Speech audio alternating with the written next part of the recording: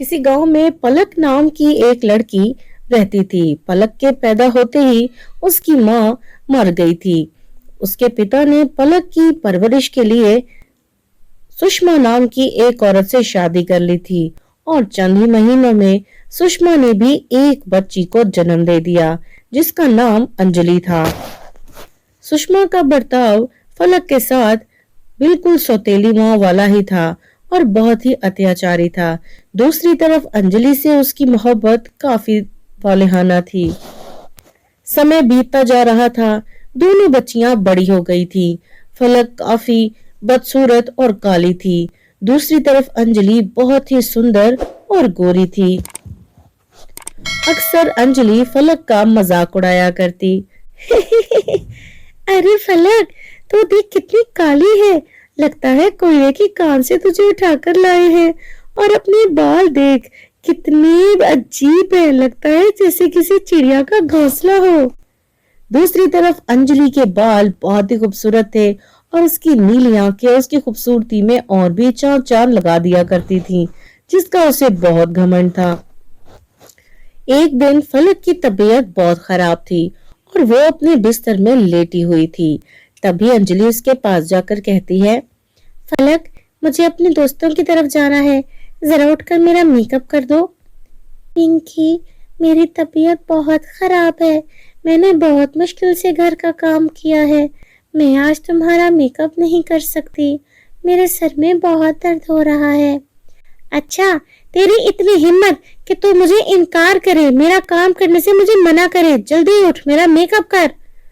मैं नहीं कर पाऊंगी पिंकी, प्लीज समझने की कोशिश करो। और दूसरी तरफ उसकी सौतेली माँ को भी इस बात पर बहुत गुस्सा आ रहा था कि आखिर फलक ने उसकी बेटी का काम करने से इनकार कैसे किया। वो गुस्से से राख हुई जा रही थी। ए लड़की, चल खड़ी हो यहाँ से, अगर तू मेरी बेटी का काम नहीं कर सकती तो यहाँ पर रहने की क्या जरूरत है तुझे, चल निकल जा यहाँ से। इतना कहकर वो उसे घर से निकाल देती है। फलक घर से निकल जाती है और घर से निकलकर वो जंगल की ओर जाने लगती है।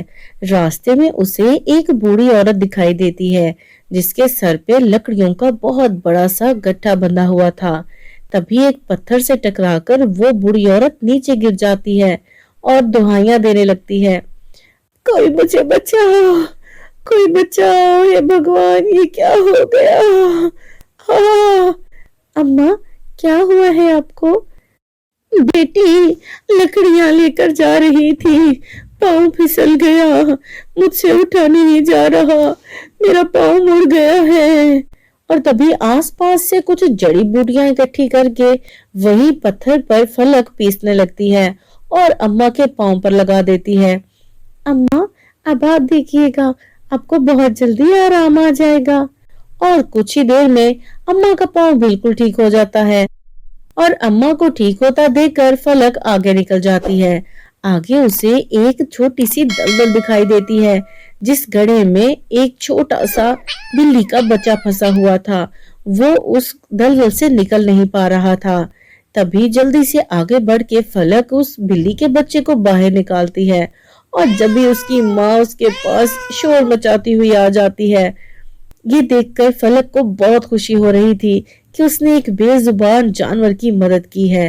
वो उसकी मदद करके आगे बढ़ गई और तभी उसे एक तांत्रिक बाबा कुछ अपने जंतर मंतर करते दिखाई दिए और एक सांप उनकी तरफ आ रहा था। हे भगवान, ये सांप तो बाबा जी को काट लेगा, मुझे इनकी जान बचानी होगी।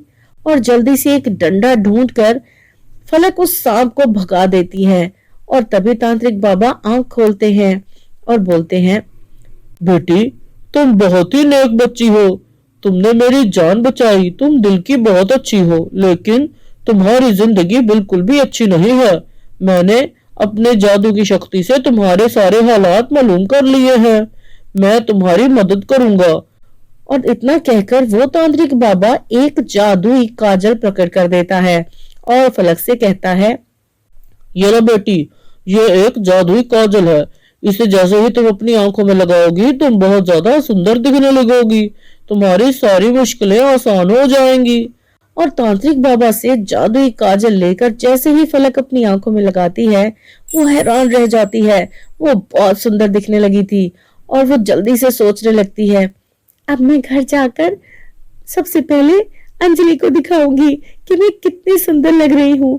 और यही सोचकर वो दौड़ते हुए घर पहुंच जाती है और अंजलि उसे देखकर उसका मुंह खुले का खुला रह जाता है। अरे ये फलक की बच्ची, तू इतनी सुंदर कैसे हो गई? क्या किया है तूने? और तभी फलक उसे सारी जादुई काजल की बात बता देती है।